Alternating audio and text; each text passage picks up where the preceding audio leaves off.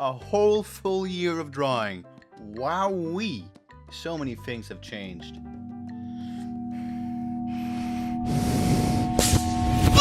Okay, so I've learned a lot over the past year, and probably a lot of it has to do with the start of this year as well. More about that later.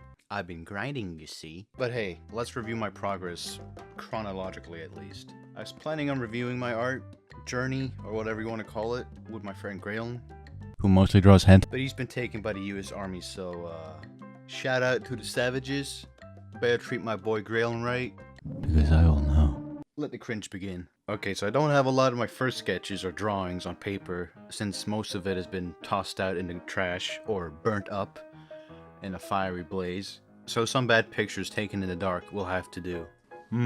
This is on good pizza. Anyway, so this is early September. Yes, I know. September isn't a year ago, but I wanted to release this video on the 90 Days of CalArts' 1 year anniversary, so there you go. Anyway, this leg right here is wonky. I don't like that. Also, the head is quite small, as you can see. I don't know, there's not much to say here. I mean, there's a lot of chicken scratching. Like, horrible chicken scratching. It looks like she broke her wrist, just like Harry Potter in, the second movie. I was tasked by Graylin to do these in about 15 minutes. So I was basically sketching a reference for 15 minutes and see what happens, right? Practice or whatever. The chicken scratching is horrible. It just looks like Slender Man. This is a tricky pose, I guess. This was a difficult pose to make, but it's also not very 3D-like or lifelike. Oh yeah, here's Graylin flexing on me. Yeah, everything's weird. Proportions are weird here. This looks a bit better. Graylin's flexing on me again. I did this in 15 minutes. Might finish it later. I tried drawing a bear. You can tell by now this is usually how it went back then. Here's technically my first digital drawing. It's terrifying. This is back when I started doing digital drawing. Apparently I found out it's easier for me, at least, to do circles counterclockwise rather than clockwise. Just keep these circles in mind when I show you my newer circles. I also started looking into model sheets and production drawings from different movies and things, and illegally downloaded them to my computer. I didn't really keep drawing in September, other than Pregnant Sonic. So nothing really happened in those few months between 90 Days of CalArts and the Sonic drawing, I guess. Some of you have already seen it, so I'm just gonna repeat the best points and reflect on that, I guess. This is like week 1, as you can see. It took me like 90 minutes to do these drawings. I don't even want to call them drawings. You can tell I was kind of focused on perfection, and it took me 90 minutes to do so. This is probably the first drawing I was proud of during the 90 Days of CalArts project, even though I'm just redrawing an image. I guess it's good to practice deconstruction and copying, I guess. Day 57, try to do some simple shading. I really like this one. Back when I first did it, I was actually amazed, because you can tell how fast it went, after 30 days. Day 73, this is all I had to go on. I didn't have the lower half. This is a meme format for those who want to use it. I think this was with my new drawing tablet that I got at the time. And then this was, oh my god. Do those legs go all the way up? Family Guy reference. I did this first anime style thingy from Cowboy Bebop. It took me like 4 hours. I don't know how fast I would do it if I would do it now. It's not too bad looking at it. Maybe the goggles are a bit difficult to do.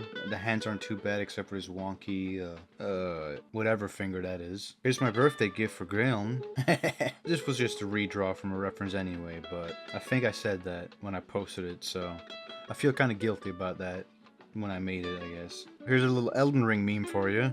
It looks alright. I tried playing with some lighting here or whatever. This looks like I'm trying to call aliens to planet Earth or whatever. This is clearly wrong. I don't know what I was thinking here.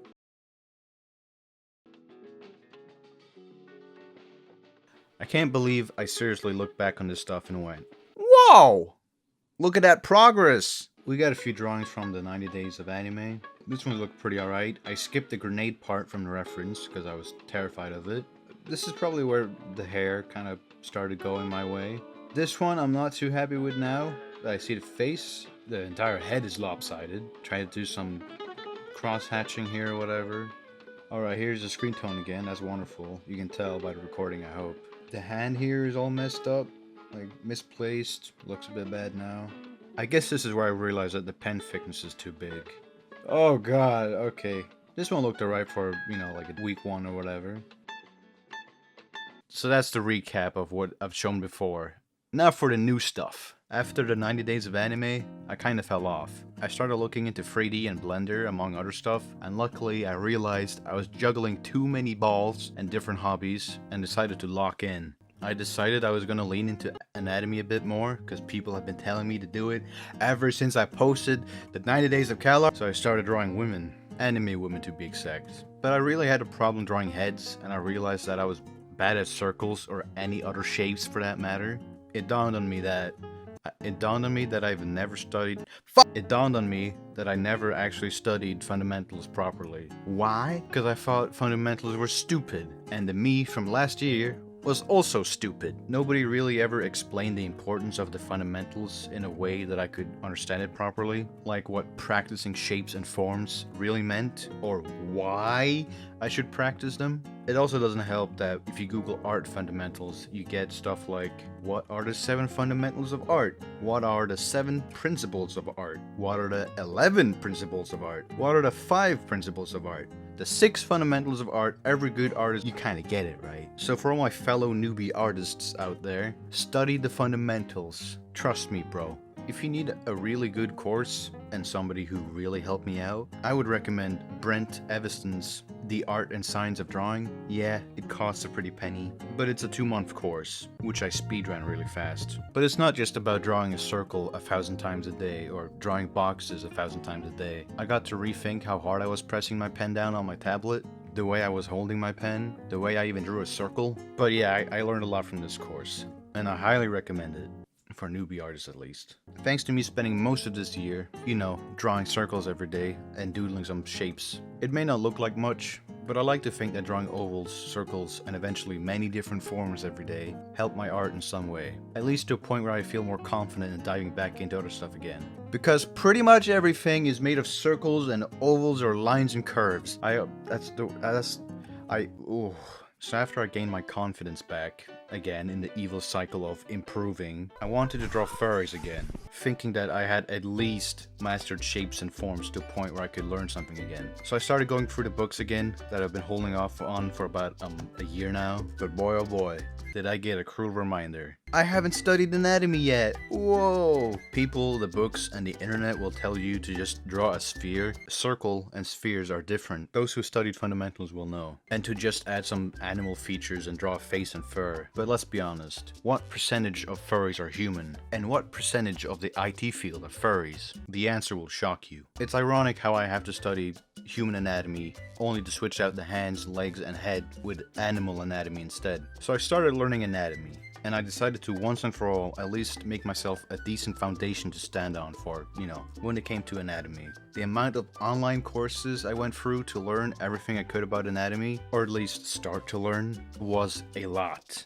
I've probably gone through about 10 or so more courses about anatomy online, but not all of them are good. So this is something important I want to talk about. When you are trying to learn something, you either want to be smart enough to figure it out by yourself, or find a set of consistent teachers that clearly knows their subject and are decent teachers as well. I went through a lot of courses and tutors and got some new information into my noggin. Not all of it was effective learning, some of it was not even accurate, or sometimes even worth my time to begin with.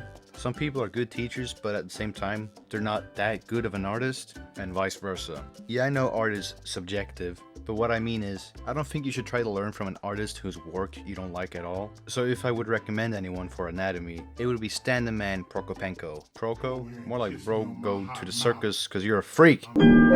Stan is a really good teacher. Yes, I bought the full course, but there's a lot of free stuff on YouTube, so don't worry. And I spent about 2 months straight up until now, starting from the skeleton of the body and working my way into the muscles. Am I a master at anatomy yet? No, but it's 1,000 miles better compared to what progress I thought I had when I studied arms for a week back in 2024. It's getting to the point where I even impress some of my non-artist friends with the progress I'm showing off.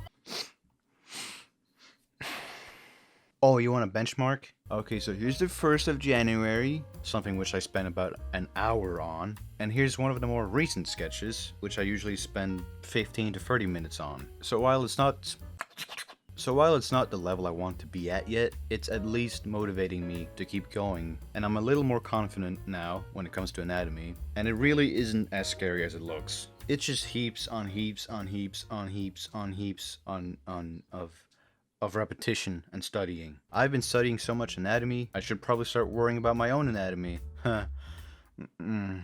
Alongside my anatomy studying, I also did some figure drawings. I don't know if you'll consider them figure drawings or gesture drawings. I can't really tell the difference myself, but I just call them poses. I started thinking that I would like to be able to copy poses and compositions of characters or anime or cartoons or movies a lot faster and easier than before. So this time I really tried looking into the box method and kind of molded it into my own workflow eventually, compared to last time when I only gave it a week and called it a day. Here's one of the first ones, and then here's the more recent ones. They're not always going to be perfect. It's a decent enough warm-up kind of practice since I don't spend too much time making them either. They're also just way more lifelike in 3D, baby. And all of this combined with doodling nearly every day, as well as following a rigorous daily to-do list that took a bite of my soul every day when I signed off on a task saying I had done it, knowing full well I hadn't done it, has really helped my art in the last 4 months or so.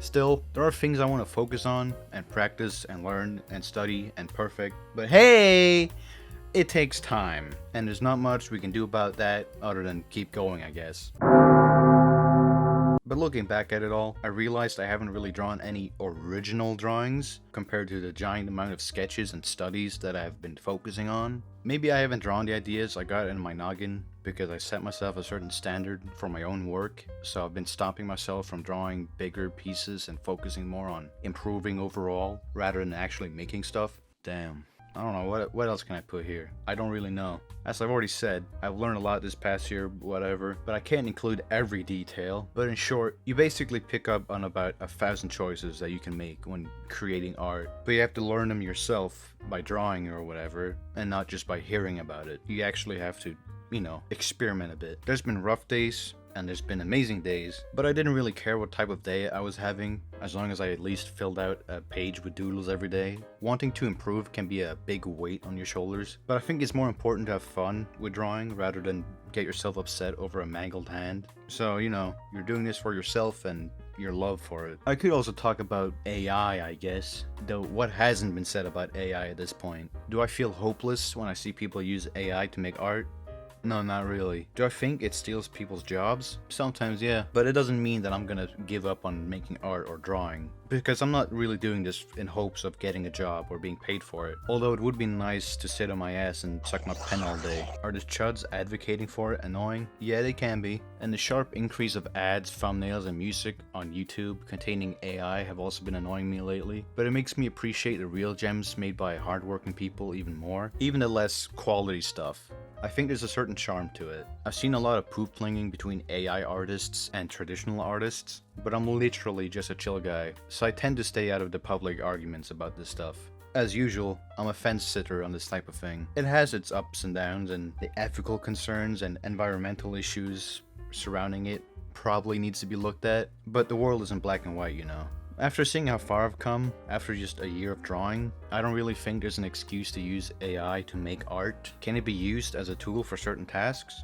Yeah, sure. If it gets to a point where I need it to make art, I wouldn't really call myself an artist at that point. I've got big dreams and some ideas I want to make real, but I don't want to take any shortcuts, and I'm trying to learn and pick up on things I need to make it into a reality. But what I've noticed over the past year when creating my own original works, or fan art however, is that I might get a certain vision or idea in my head, and while it doesn't always come out on a canvas as I originally planned it, I'm at the very least proud of calling it my own and seeing the progress I make and how I get closer to the vision or the original idea I had in my head. Each time I learn something new, I could even recreate past ideas in different mediums if I have to, which is why I have an interest in CGI or 3D, but I need to get better at 2D first. And the cream on top is that it's always my vision. It's not just an end product of gambling with prompts or commissioning an artist to try and replicate the vision in my head based on words alone. So yeah, that's it for about a year's worth of learning how to draw, I guess. What's next? I'm not too sure, but I hope you stick around if you enjoyed it. Final word from me would be I think I envy the future me for what I know I'll accomplish, but can only thank the current me who is actively looking for things to improve on, while I hate the past me for what I didn't do or didn't try. Hence the cringe I get when I look at my old work.